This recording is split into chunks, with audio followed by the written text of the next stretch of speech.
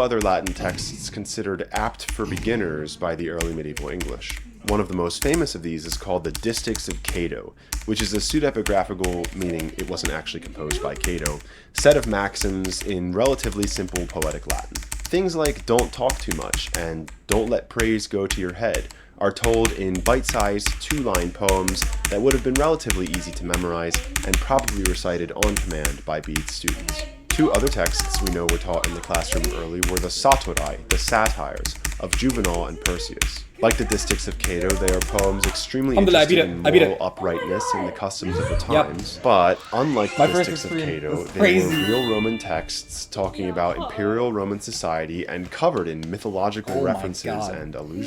They probably represent the first pagan texts that students were allowed to read, specifically chosen for their hard stances on things like laziness, greed, licentiousness, and other forms of social decay that strict conservatives like Bede would have felt were still prevalent in his England.